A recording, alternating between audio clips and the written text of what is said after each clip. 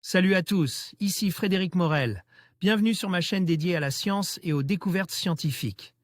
Si vous êtes passionné par l'exploration de notre univers et les avancées scientifiques, pensez à vous abonner. Aujourd'hui, on plonge dans un sujet fascinant qui repousse les limites de notre compréhension. Allons-y. Bonjour à tous. Dans cette vidéo, je vais vous emmener avec moi dans une aventure fascinante. Une mission sur la Lune pour observer la période de l'univers la plus méconnue. Nous explorons ensemble les mystères qui entourent les premiers instants de notre cosmos, une époque où tout était encore en formation. Je partagerai avec vous les objectifs de cette mission, les technologies utilisées et les découvertes potentielles qui pourraient révolutionner notre compréhension de l'univers. Préparez-vous à plonger dans l'inconnu et à découvrir ce que la Lune peut nous révéler sur nos origines. C'est parti!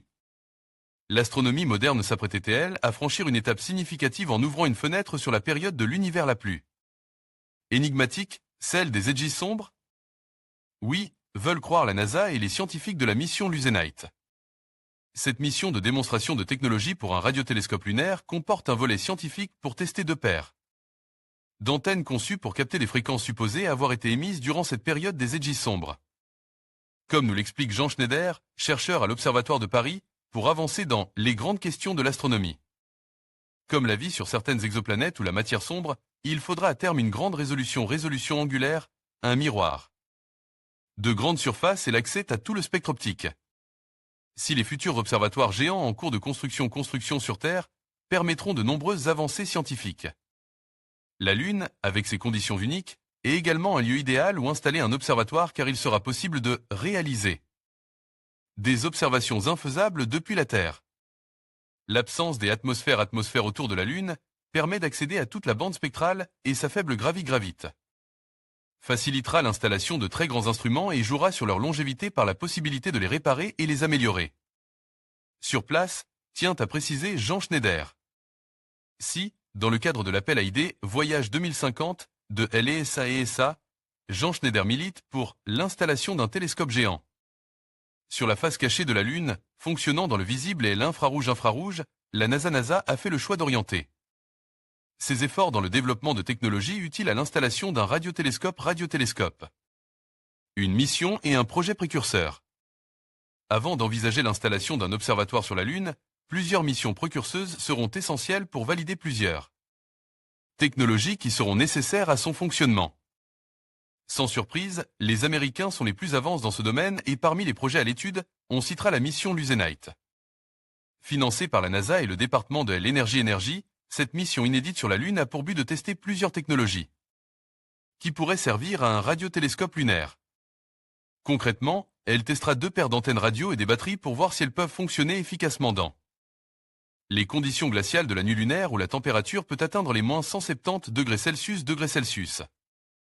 Deux paires d'antennes pour révolutionner l'astronomie moderne. Cette mission n'est pas seulement un démonstrateur de technologie.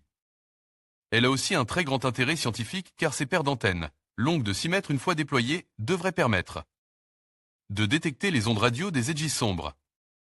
C'est du moins tout le pari de l'équipe scientifique des antennes du Lawrence Berkeley National Laboratory, Berkeley Lab. Comme l'explique Kaja Rothermain, chercheuse post-doctorale au Berkeley Lab, qui travaille sur les antennes, cette mission doit montrer si nous pouvons faire ce genre d'observation à partir d'un endroit où nous n'avons jamais été et aussi pour une gamme de fréquences.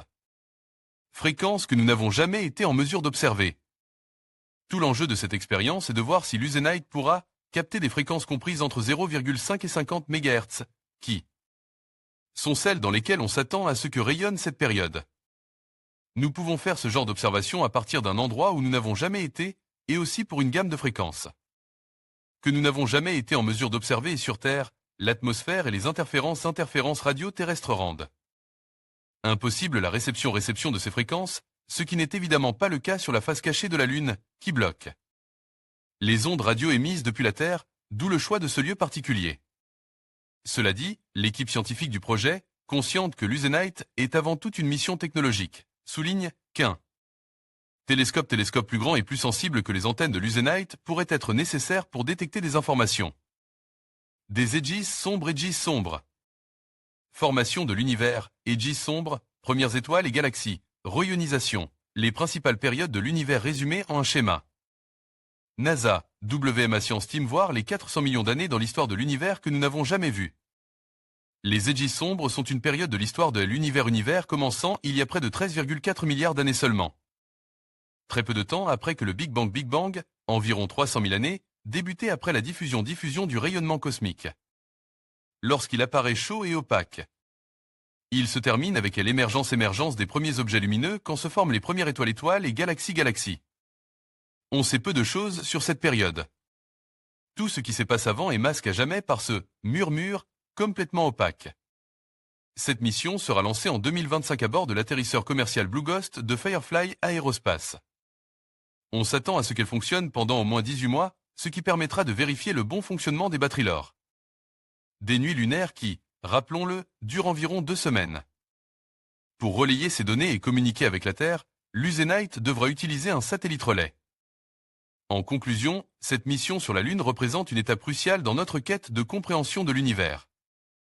En nous permettant d'observer la période la plus méconnue de notre cosmos, elle ouvre la voie à de nouvelles découvertes qui pourraient transformer notre vision de l'espace et de notre place dans celui-ci.